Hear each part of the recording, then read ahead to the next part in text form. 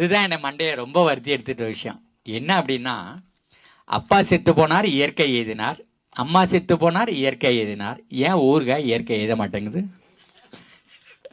உப்பு போட்டு விட்டாங்க, வேற ஒன்றும் இல்லையே. அப்போ இப்போ மரத்துலேருந்து உளுந்த பழம் 4வது நாள் மண்ணோட மண்ணா ஆயிடுது. ஆனால் ஊறுகாய் 1 வருஷம் ஆனாலும் பாக்கெட் உள்ள அப்படியே இருக்க. உப்பை போட்டுட்டாங்க. உப்பு நுண்ணுயிர்களை கொலை பண்ணிடுது. நுண்ணுயிர்கள் தான் ஒரு பொருள் நுண்ணா மாற்றணும். அந்த நுண்ணுயிர்களை கொண்டுடுச்சு. அப்பா செத்து போனார், சொந்தக்காரவங்களுக்கெல்லாம் தகவல் போயிடுச்சு. வர்றதுக்கு கொஞ்சம் லேட் ஆகுது. அதுக்குள்ளே இந்த உடம்பு உப்புது இல்லை, நுண்ணுயிர் அங்கே வேலை செய்ய ஆரம்பிச்சிருச்சு இல்லை. அப்புறம் தான் இயற்கை எழுதினார். அப்போ அந்த நுண்ணுயிரை அழிச்சிட்டிங்கன்னா இயற்கையை சுத்தமாக அழிச்சு தள்ளிடலாம். அப்போ இது மண்டகுள்ள ஒன்றதையும் உப்பு வேற எங்கே உயிரை கொள்ளுதுன்னு யோசித்தேன். மீனை பிடிச்சி தடவி வைக்கிறாங்க, கருவாடு வருஷம் முழுது வச்சுட்டு திங்கிறாங்க.